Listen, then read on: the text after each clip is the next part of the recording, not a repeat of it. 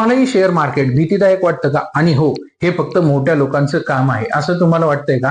तर आज आपण एक अशा पुस्तकाचा सारांश पाहणार आहोत ज्या पुस्तकाने जगभरातील लोकांना गुंतवणूकदार बनवले.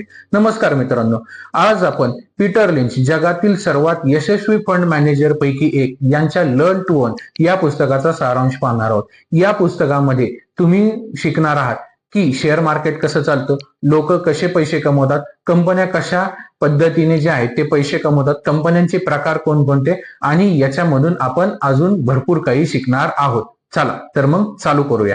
की शाळा आपल्याला इतिहास शिकवते पण पैसा कसा वाढतो हे शिकवत नाही. आपल्याला गणित शिकवलं जातं पण बॅलन्स शीट कशी वाचायची हे नाही. आपल्याला नोकरी कशी मिळवायची हे शिकवलं जातं पण पगाराचा पैसा भविष्यात कसा वाढवायचा हे कोणीच सांगत नाही. आज भारतामध्ये लाखो लोक एफडी, सोनं, LIC यावरच अवलंबून आहे. शेअर मार्केट म्हणजे जुगार असं समजलं जातं. पीटर लिंच स्पष्ट सांगतात, investing is not a gambling, investing is a ownership.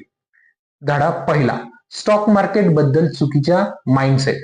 भारतामध्ये शेअर मार्केट बोललं की लोकांचा चेहरा लगेच बदलतो. कोणी म्हणतं मी त्या भानगडीत पडत नाही, कोणी म्हणतं माझ्या ओळखीचा माणूस पैसे गमावून बसला आहे, कोणी म्हणते हे सगळं मोठ्या लोकांसाठी आहे. आणि इथेच खरी समस्या आहे, माइंडसेट.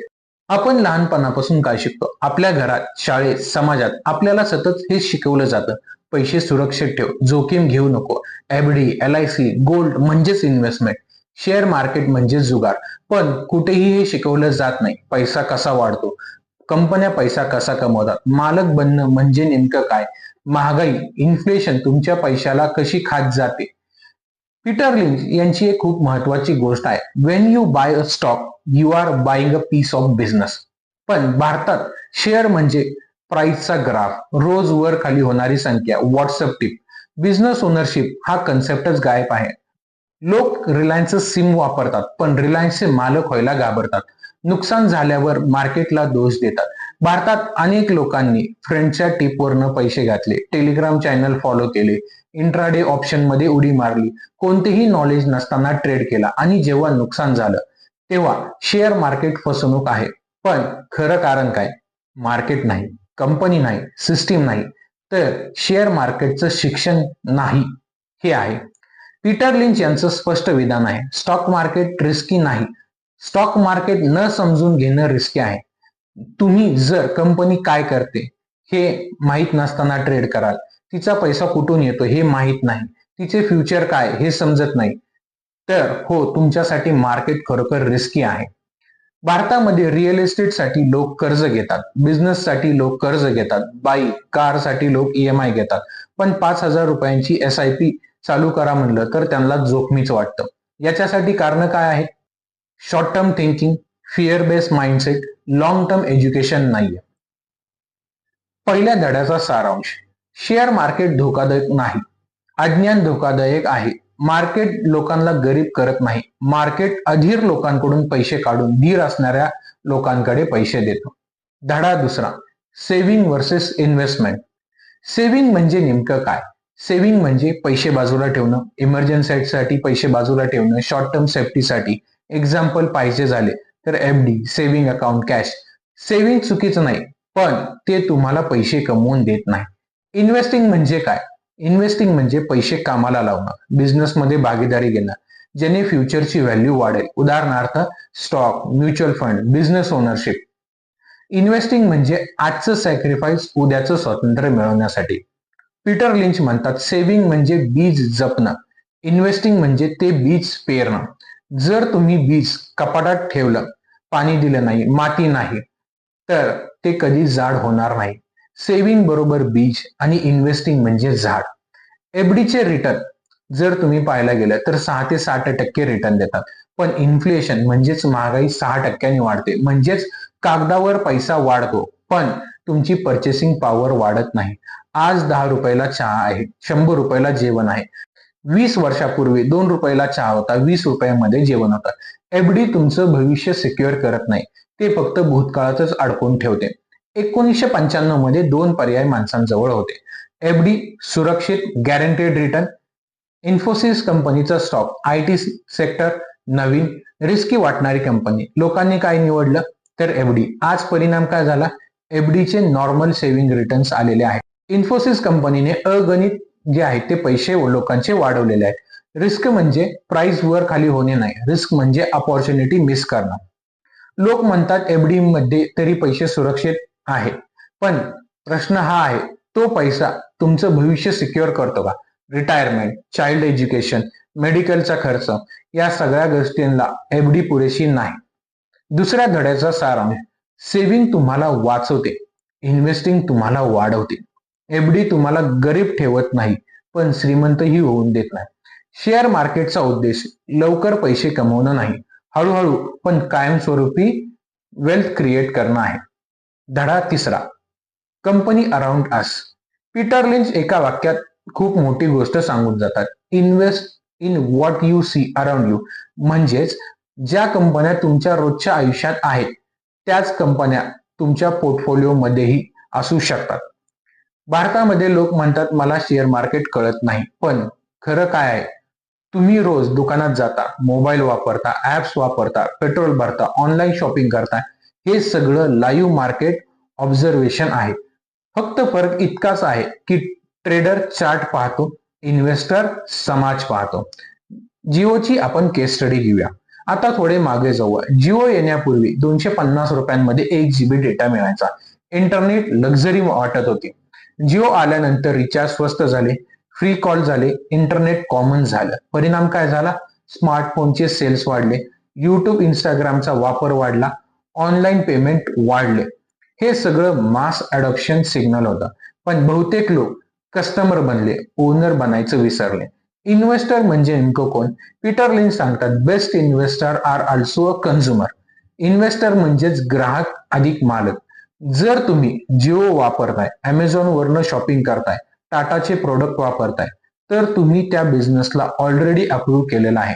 आता पुढचा प्रश्न हा आहे, या बिझनेसचा ग्रोथ पुढेही चालणार आहे का? आता काही रोजच्या आयुष्यातली उदाहरण पाहू. सकाळी आपण उठल्यावर टूथपेस्ट वापरतो, मग ती कोलगेटची असेल, पतंजलीची असेल. साबण वापरतो, तो हिंदुस्तान युनिलिव्हरचा असेल, रिलायन्स स्मार्ट जातो. जर दुकान नेहमी गर्दीने भरलेलं असेल तर ते बिझनेस सिग्नल आहे. रिपीट यूज अधिक ट्रस्ट बरोबर वेल्थ ऑपॉर्च्युनिटी, असं पीटर लिंच सांगतात. Great company became the part of daily life. म्हणजेच जर एखादा ब्रँड रोज वापरत आहे, लोक स्विच करत नाही, तर तो स्टॉक स्टडी करायला हवा आणि त्यामध्ये आपण गुंतवणूक केली पाहिजे. लोक म्हणतात हा ब्रँड खूप छान आहे, पण याचा शेअर खूप महाग आहे. म्हणजेच महाग प्रॉडक्ट बरोबर महाग स्टॉक, किंवा स्वस्त प्रॉडक्ट म्हणजे स्वस्त स्टॉक असं नसतं. इन्व्हेस्टर बिझनेस बघतो, प्राइस नाही.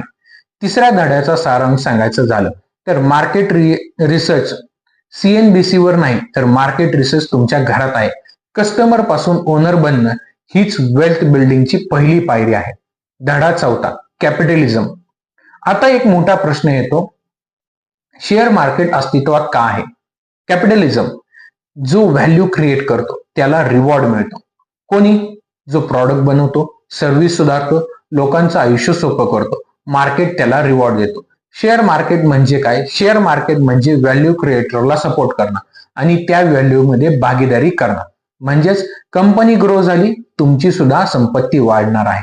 कंपनी जर फेल झाली तर तुमचेही पैसे कमी होणार आहे. तुम्ही ओनर आहात, स्पेक्टेटर नाही. भारत आज अर्बनायझेशनच्या मिडल स्टेज मध्ये आहे.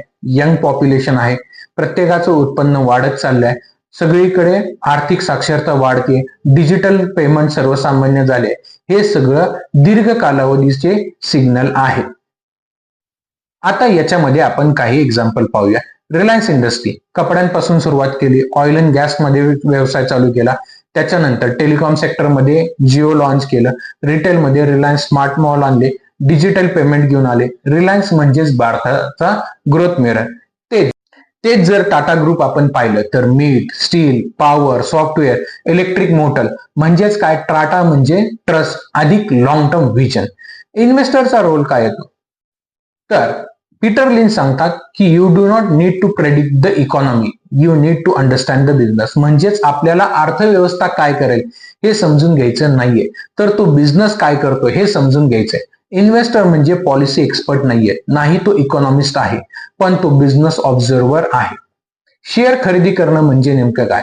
शेअर खरेदी करणं म्हणजे आजच्या नव्हे पुढच्या 20 वर्षाच्या कंपनीवर विश्वास ठेवून आपण तो स्टॉक घ्यायचा का नाही हे ठरवणं. मला वाटतं ही कंपनी पुढेही व्हॅल्यू क्रिएट करत असेल तर आणि तरच तो आपण स्टॉक विकत घ्यायचा आहे. चौथ्या धड्याचा सारांश. शेअर मार्केट श्रीमंत लोकांसाठी नाही, शेअर मार्केट ग्रोथ मध्ये भाग घेणाऱ्या लोकांसाठी आहे. भारत वाढतोय, प्रश्न इतकाच आहे, तुम्ही स्पेक्टेटर आहात की पार्टनर? जर तुम्ही पार्टनर आहात तर तुम्ही या रायझिंग इकॉनॉमी मध्ये सहभाग घेऊन तुमची वेल्थ जनरेट करू शकता. धडा 5वा, life cycle of the company. आपण माणसाचं लाईफ सायकल पाहतो, जन्म, वाढ, स्थैर्य, म्हातारपण. कंपनीची ही लाईफ सायकल असते. पीटर लिंच म्हणतात, stock are not numbers on screen, they are living businesses. जो इन्व्हेस्टर हा लाईफ सायकल समजतो तो चुकीच्या वेळी चुकीचा निर्णय घेत नाही. स्टेज 1, बर्थ, कंपनीची सुरुवात.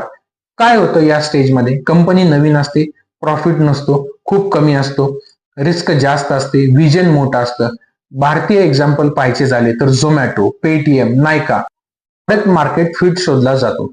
इन्व्हेस्टरची सायकोलॉजी काय? बहुतेक लोक म्हणतात अजूनही प्रॉफिट नाही, रिस्क आहे, पण स्मार्ट इन्व्हेस्टर विचारतो हा बिझनेस स्केल होऊ शकतो का? स्टेज 2, ग्रोथ, वेगाने वाढणारी कंपनी. या स्टेज मध्ये काय बदलतं? स्केल्स झपाट्याने वाढतात, मार्केट शेअर वाढतो, ब्रँडची ओळख निर्माण होते, प्रॉफिट ग्रो होऊ लागतो. भारतामध्ये पाहायचं झालं तर बजाज फायनान्स 2010 ते 2017 मध्ये रिटेल लेंडिंग एक्सप्लोजन केलं, डिजिटल प्रोसेस केलं, कन्सिस्टंट ग्रोथ होती. हा वेल्थ क्रिएटर स्टेज असतो. रिस्क काय असते? व्हॅल्युएशन जास्त असतं, एक्सपेक्टेशन जास्त असतात. तिसरी स्टेज, मॅच्युरिटी, स्टेबल जायंट. काय होतं? ग्रोथ स्लो होते, कॅश फ्लो स्ट्रॉंग असतो, कन्सिस्टंट डिव्हिडंड येतो, बिझनेस प्रेडिक्टेबल होतो. भारतामध्ये पाहायचं झालं तर आयटीसी, हिंदुस्तान युनिलिव्हर, इन्फोसिस यांसारख्या कंपन्या जे स्टेबल रिटर्न देतात पण यांच्यामध्ये ग्रोथ कमी प्रमाणात होते. Stage 4, decline, problem stage. Decline का होतो? मॅनेजमेंट खराब असेल, कॉम्पिटिशन वाढलेलं असेल, तंत्रज्ञानामध्ये जो झालेला बदल आहे तो अडॅप्ट केलेला नसेल, कर्जाचं प्रमाण वाढलेलं असेल. भारतात पाहायचं झालं तर येस बँक 2018 ते 2020 मध्ये यांनी जे आहे का खूप सारं कॉर्पोरेट बॅड लोन दिलं होतं, त्याच्यामुळे कंपनीची जी आहे ती परिस्थिती खराब झालेली होती. प्राइस नव्हे, बिझनेस तुटतो.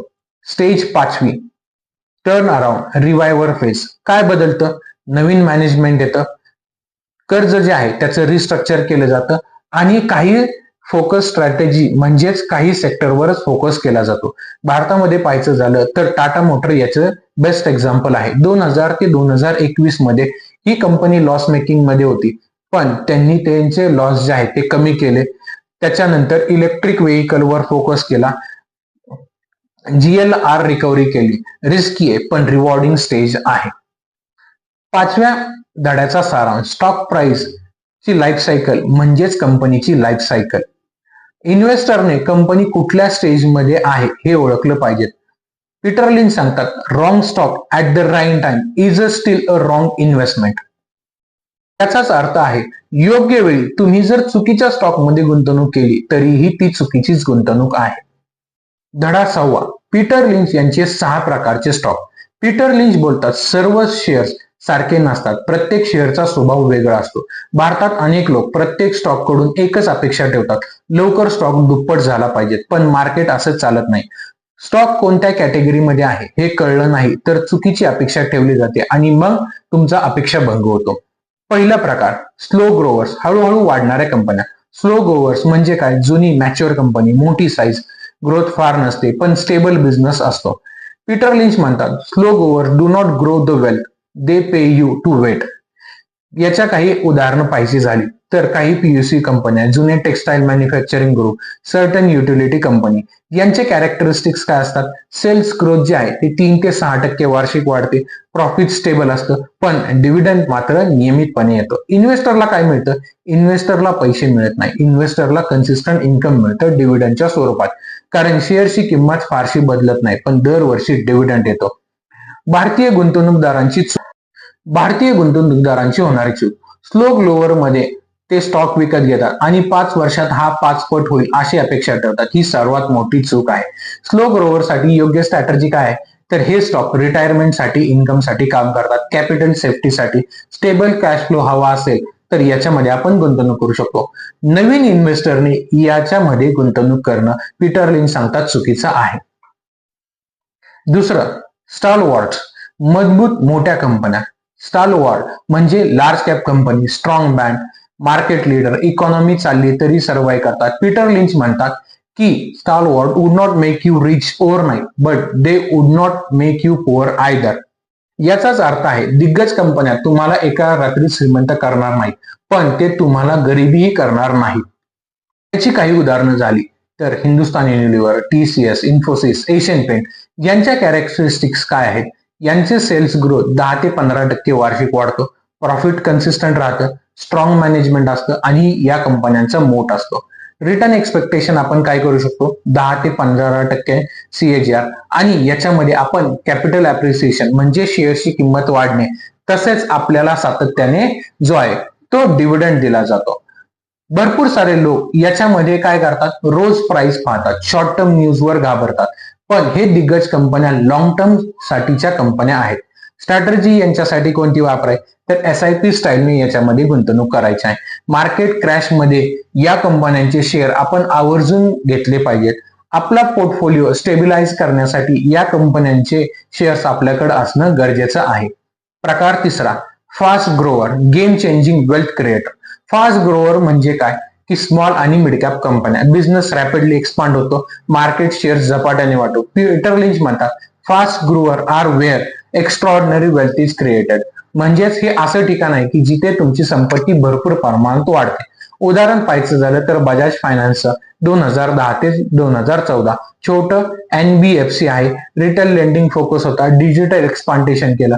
ज्यांनी या अर्ली स्टेज मध्ये बजाज फायनान्सचा शेअर विकत घेतला त्यांचे पैसे 50 ते 70 पटीने जे आहेत ते वाढले. प्रॉफिट ग्रोथ स्ट्रॉंग असते, एक्सपान्शनचा प्लॅन असतो, रिइन्व्हेस्टमेंट जे आहे ते या बिझनेस मध्ये केली जाते. रिस्क आहे, यांचं व्हॅल्युएशन जास्त असतं, एक्झिक्युशन रिस्क असते आणि कॉम्पिटिशन रिस्क आहे. भारतीय गुंतवणूकदारांची चूक आहे की पीक प्राइसला ते एंट्री करतात, त्यांच्याकडे संयम नसतो, व्हॉलॅटिलिटी ते सहन करत नाहीत. याच्यामध्ये स्ट्रॅटर्जी काय की बिझनेस समजून घ्यायचा आहे, लॉंग टर्म साठी आपल्याला तो शेअर ठेवायचा आहे आणि छोट्या क्वांटिटी पासून आपण ते शेअर विकत घेतले पाहिजे. जसं जसं तुम्हाला त्या शेअर बाबतीत अधिक माहिती होईल तसं तसं आपण त्याच्यामधली गुंतवणूक वाढवत गेली पाहिजे. प्रकार चौथा, सायक्लिक, इकॉनॉमिक सायकलवर चालणारे शेअर. सायक्लिक म्हणजे काय? इकॉनॉमीवर डिपेंडन्स असतात. बूम मध्ये हे शेअर प्रॉफिट करतात आणि मंदी आली की यांचा लॉस सुरू होतो. पीटर लिंच म्हणतात cyclic stock reward those who by when the things looks terrible. याचाच अर्थ काय झाला की भारतीय एक्झाम्पल मध्ये पाहायचं झालं तर स्टील कंपन्या, सिमेंट कंपन्या, ऑटोमोबाईल कंपनी यांचे कॅरेक्टरिस्टिक्स काय? प्रॉफिट इनकन्सिस्टंट असतं, म्हणजेच नियमित ते फायदा कमवून देत नाही. यांचे जे आहे ते नफा कमी जास्त होत राहतो आणि यांची जी सायकल आहे ती रिपीट होते. भारतीय गुंतवणूकदारांची होणारी चूक, ते चांगला रिझल्ट आल्यावर खरेदी करतात आणि पीकला एंट्री करतात, तेव्हा स्मार्ट इन्व्हेस्टर जे आहे ते त्यांचे शेअर्स विकलेले. आता याच्यामध्ये कोणती स्ट्रॅटर्जी वापरावी? जेव्हा शेअर्सची खराब बातमी आलेली असेल तेव्हा आपण तो शेअर विकत घेतला पाहिजे आणि जेव्हा शेअर्सची चांगल्या बातम्या यायला सुरुवात होईल तेव्हा तो शेअर आपण विकला गेलेला पाहिजे. या सायक्लिक स्टॉक मध्ये टायमिंग खूप महत्वाचं. प्रकार पाचवा, टर्न अराउंड, अडचणीतून बाहेर येणाऱ्या कंपन्या. टर्न अराउंड म्हणजे कंपनी लॉस मध्ये आहे, प्रॉब्लेमॅटिक फेज आहे, मॅनेजमेंट मध्ये बदल होतो, स्ट्रॅटर्जी बदलते. पीटर लिंच म्हणतात turn around company can make you faster money than the fast grower. याचाच अर्थ टर्न अराउंड कंपन्या तुमचा पैसा अनेक पटीने वाढवू शकतात कुणापेक्षा? ज्या खूप फास्ट कंपन्या वाढत आहेत. पण याच्यामध्ये ते अजूनही सांगतात की इथे मॅनेजमेंट असणं गरजेचं आहे.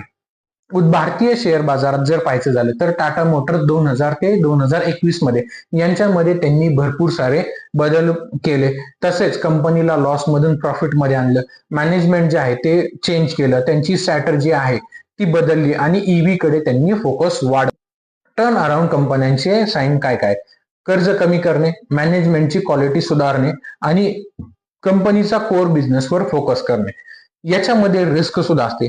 टर्न अराउंड कंपनी फेल सुद्धा होऊ शकते, म्हणजेच हाय रिस्क बरोबर हाय रिवॉर्ड. स्ट्रॅटर्जी याच्यामध्ये कोणती वापरा?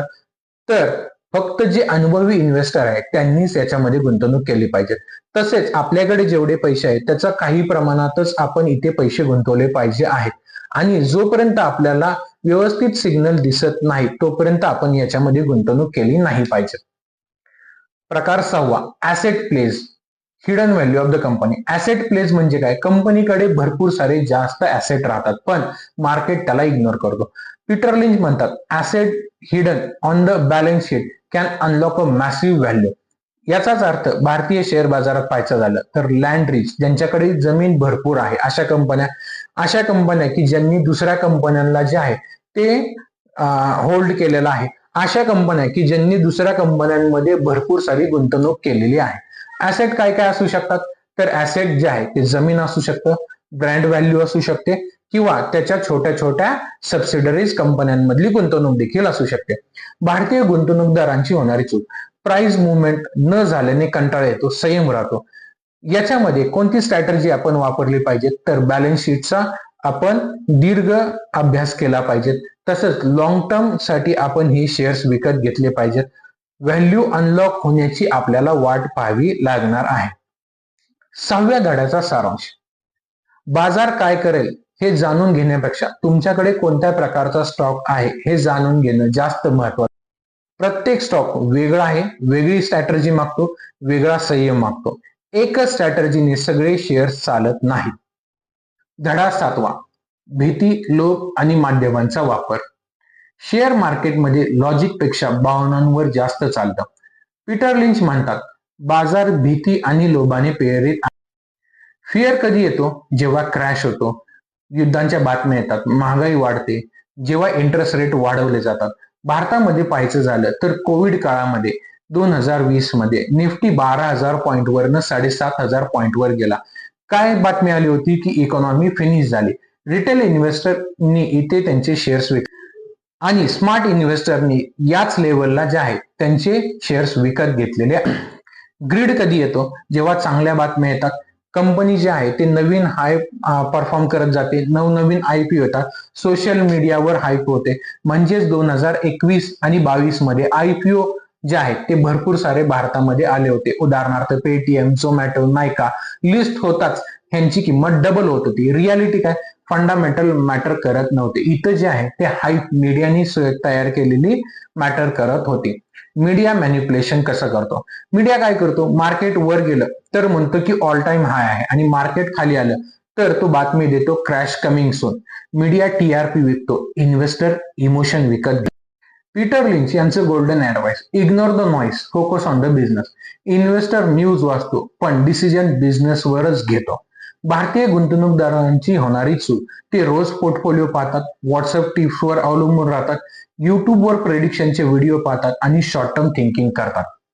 7व्या धड्याचा सारांश, फिअर मध्ये विकणारे, ग्रीड मध्ये विकत घेणारे लोक कधीही मार्केटमधून पैसे कमवत नाही. कारण मार्केट अधीर लोकांकडून पैसे काढतो आणि धीर असणाऱ्या लोकांकडे पैसे देतो. If you can't sleep with a stock you do not understand it. म्हणजे जर आपण एखादा स्टॉक विकत घेतलेला असेल आणि आपल्याला जर झोप येत नसेल तर याचा अर्थ पीटर लिंच सांगतात आपल्याला तो स्टॉक किंवा तो बिझनेस समजलेला नाही. धडा 8वा, नंबर्स दॅट मॅटर्स. बहुतेक लोक म्हणतात की मला बॅलन्स शीट कळत नाही म्हणून मी शेअर मार्केटमध्ये जात नाही. पीटर लिंच याच भीतीवर घाव घालतात. अकाउंटिंग जार्गन नको, आपल्याला बिझनेस समजून घ्यायचा आहे. तुम्हाला सीए व्हायचं नाही, तुम्हाला एक चांगलं मालक बनायचं आहे. पीटर लिंच सांगतात की बिगिनर इन्व्हेस्टरनी या 4 गोष्टी पाहिल्या पाहिजेत. पीटर लिंच बोलतात की if you get the story write the numbers will follow. म्हणजे जर तुम्हाला गोष्ट योग्य समजलेली असेल तर नंबर त्याचा पाठलाग करणार आहेत. तरी आपण हे जे नियम आहेत ते पाहणार आहोत. नियम पहिला ते म्हणजे सेल्स वाढतोय का? सेल्स म्हणजे काय? कंपनी काय विकते, किती लोक ते खरेदी करतात. सेल्स म्हणजे बिझनेसची भूक. भारतीय शेअर बाजारात पाहिजे तर एखादी कंपनी गेल्या 5 वर्षात सेल्स वाढवत असेल, मार्केट शेअर्स त्यांचा वाढत असेल तर डिमांड आहे. उदाहरणार्थ डीमार्ट, टायटन, एशियन पेंट. इन्व्हेस्टरचा प्रश्न, ही कंपनी 5 वर्षानंतरही जास्त विकू शकेल का? जर उत्तर होकारार्थी असेल तर आपण त्या कंपनीमध्ये गुंतवणूक केली पाहिजे. दुसरी गोष्ट आपण पाहायची ती म्हणजे त्या कंपनीचे प्रॉफिट म्हणजेच नफा सातत्याने देत आहे का? सेल्स वाढूनही प्रॉफिट, नफा नसेल, कॅश नसेल तर तो बिझनेस टिकत नाही. काही कंपन्या पाहायचं झालं तर ते सेल्स दाखवतात पण प्रॉफिट नाही. पीटर लिंच म्हणतात growth without profit is just activity. प्रत्येक इन्व्हेस्टरने इथे एक प्रश्न विचारला पाहिजे की ही कंपनी खरोखर पैसे कमवते का? कारण कन्सिस्टंट प्रॉफिट कंपनी कमवणे म्हणजेच त्या कंपनीचा व्यवसाय चांगला आहे हे दर्शवते. तिसरी गोष्ट आपल्याला पाहिजे ती म्हणजे डेप्थ कंट्रोल मध्ये आहे का? डेप्थ म्हणजे काय? तर कंपनीने घेतलेलं कर्ज त्याला इंटरेस्ट देणं लागणं. डेप्थ कंपनी कशासाठी? तर बिझनेस वाढवण्यासाठी. आता याची काही आपण उदाहरण पाहू. येस बँकेने जे आहे ते पोअर रिस्क मॅनेजमेंट होतं, अग्रेसिव्ह लेंडिंग केले होतं, त्याच्यामुळे जे आहे ती बँक कोलॅप्स झाली होती. टाटा ग्रुपमध्ये जर आपण पाहायचं झालं, टाटा मोटर्स मध्ये सुद्धा यांनी सुद्धा त्यांच्या बिझनेसवर फोकस केलं नव्हतं आणि भरपूर सारं कर्ज घेतलं होतं. त्याच्यामुळे टाटा मोटर्स यांचा सुद्धा बिझनेस जो आहे तो 2013च्या आधी क्रॅश झालेला होता. याच्यामध्ये एक नियम सोपा आहे की जर कर्ज जास्त आहे तर ती कंपनी रिस्क आहे आणि जर कर्ज आपण व्यवस्थित असेल तर त्या कंपनीमध्ये गुंतवणूक करणं आपण सेफ मानू शकतो. चौथी गोष्ट ती म्हणजे रिटर्न ऑन इक्विटी. म्हणजे काय? बघा, रिटर्न ऑन इक्विटी म्हणजे तुम्ही दिलेल्या 100 रुपयावर कंपनी किती पैसे कमवते. जर रिटर्न ऑन इन्व्हेस्टी 15% जर जास्त असेल तर ती कंपनी चांगली आहे. याचाच अर्थ की तुम्ही दिलेल्या 100 रुपयावर जर कंपनी 15 रुपये कमवत असेल तर ती कंपनी चांगली आहे आणि त्याच्यापेक्षा जर कमी कमवत असेल तर ती कंपनी गुंतवणुकीसाठी चांगली नाहीये. जेवढा रिटर्न ऑन इक्विटी कन्सिस्टंट असेल तेवढीच आपल्यासाठी ती एक चांगली संधी आहे त्या कंपनीमध्ये गुंतवणूक करण्याची. उदाहरण पाहायचं झालं HDFC बँक, एशियन पेंट यांसारखे. पीटर लिंच बोलतात, the best companies make a lot of money with the little capital. Complicated ratios का नको? बिगिनर लोक 20 रेशो पाहतात, कन्फ्युजन होतं, डिसिजन जे आहे ते त्यांचं पोस्टपोन करत जातात. त्याच्यामुळे जेवढे कमी नियम असेल तेवढेच आपल्याला स्पष्टता जास्त येणार आहे. 8व्या धड्याचा सारांश.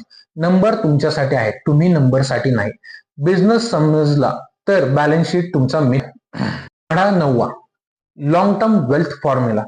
वेल्थ बिल्डिंग ग्लॅमरस नाही, वेल्थ बिल्डिंग बोरिंग आहे. पीटर लिंच म्हणतात, the real money is made by sitting not trading. याचाच अर्थ की खरा पैसा बसून तयार होतो, सारखे व्यवहार केल्याने हो. पीटर लिंच यांनी स्टेप बाय स्टेप सांगितलेले आहे. पहिला स्टेप SIP, छोटी पण कन्सिस्टंट.